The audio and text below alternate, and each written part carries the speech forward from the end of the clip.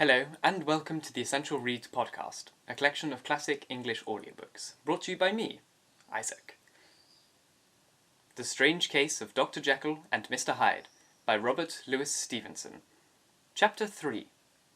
Dr. Jekyll was quite a tease.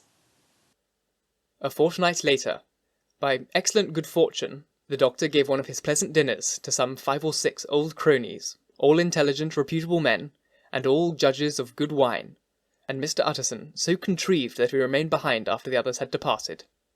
This was no new arrangement, but a thing that had befallen many scores of time. Where Utterson was liked, he was liked well. Hosts loved to detain the dry lawyer. When the light-hearted and the loose-tongued had already their foot on the threshold, they liked to sit a while in his unobtrusive company, practising for solitude, sobering their minds in the man's rich silence after the expense and strain of gaiety.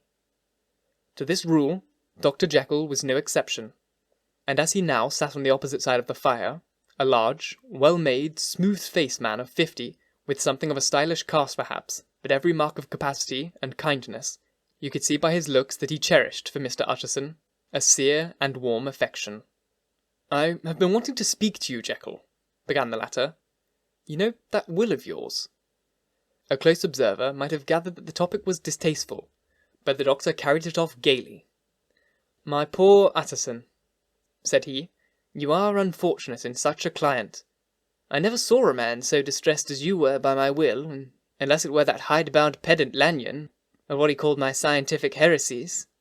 Oh, I know he is a good fellow, you needn't frown, an excellent fellow, and I always mean to see more of him, but a hide-bound pedant for all that, an ignorant, blatant pedant.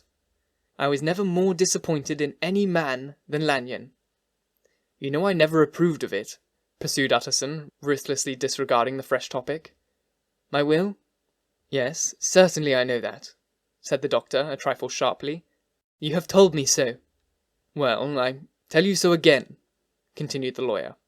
"I have been learning something of young Hyde." The large, handsome face of Dr. Jekyll grew pale to the very lips, and there came a blackness about his eyes. "I do not care to hear more," said he. "This is a matter, I thought, we had agreed to drop." "What I heard was abominable," said Utterson. "It can make no change. You do not understand my position," returned the doctor, with a certain incoherency of manner. "I am painfully situated, Utterson. My position is a very strange one. It is one of those affairs that could not be mended by talking."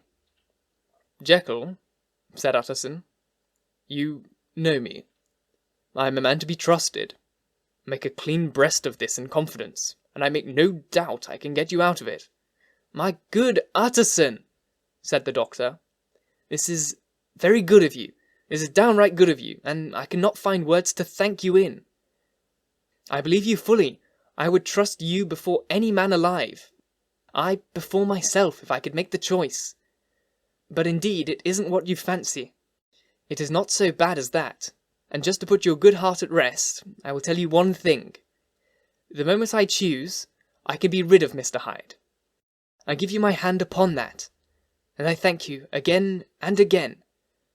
And I will just add one little word, Utterson, that I am sure you'll take in good part. This is a private matter. I beg of you to let it sleep."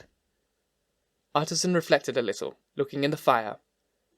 "I have no doubt that you are perfectly right," he said at last, getting to his feet. "Well, but since we have touched upon this subject for the last time, I hope," continued the doctor, "there is one point I should like you to understand. I have really a great interest in poor Hyde. I know you have seen him, he told me so, and I fear he was rude, but I do sincerely take a very great interest in that young man, and if I am taken away, Utterson, I wish you to promise me that you will bear with him, and get his rights for him. I think you would if you knew all, and it would be a weight off my mind if you would promise." "I can't pretend that I shall ever like him," said the lawyer. "I don't ask that," pleaded Jekyll, laying his hand upon the other's arm. "I only ask for justice.